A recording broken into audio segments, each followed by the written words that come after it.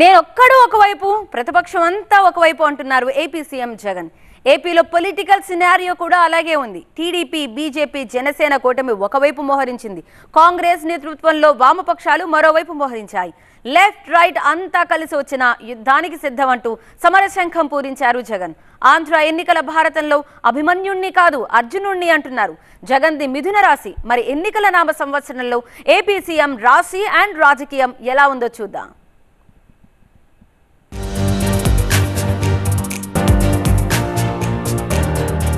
ఏపీలో ఎన్నికల వేడి బీపీ పెంచేస్తోంది.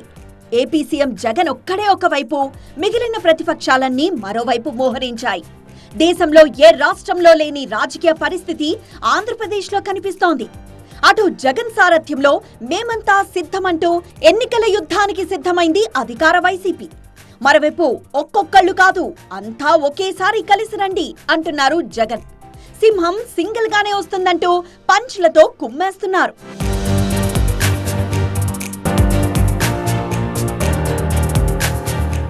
ఇక జగన్ ఎదుర్కోవడానికి ఏపీలో విపక్షాలన్నీ ప్రత్యక్షంగానో పరోక్షంగానో ఒక్కటయ్యాయంటున్నారు విశ్లేషకులు.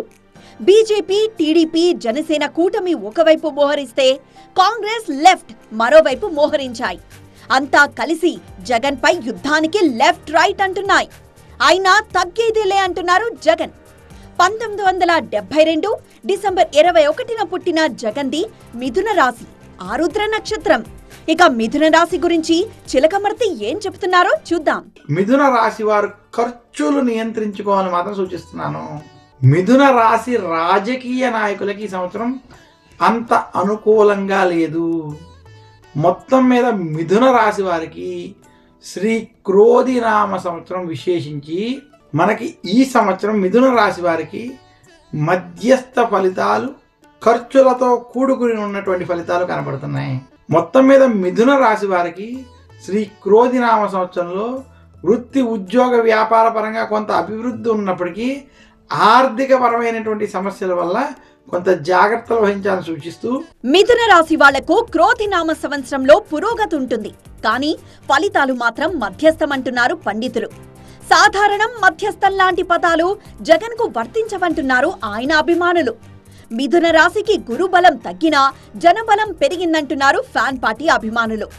ఏపీలో మరోసారి తుఫాను గాలి వీచడం ఖాయమంటున్నారు వాళ్ళు. రాశి కాదు జనవాసి చూడండి అంటున్నారు. తమ నాయకుడు రాసులను కాదు జనరాశిని నమ్ముకున్నారని, సంక్షేమ మంత్రంతో మరోసారి ముఖ్యమంత్రి కావడం గ్యారంటీ అంటున్నారు వైసీపీ ఫ్యాన్స్. జూన్ 4 తర్వాత వైఎస్ జగన్మోహన్ రెడ్డి అనే నేను అంటూ తమ నాయకుడు రెండోసారి ఏపీ సీఎంగా ప్రమాణ స్వీకారం చేయడం ఖాయమంటున్నారు.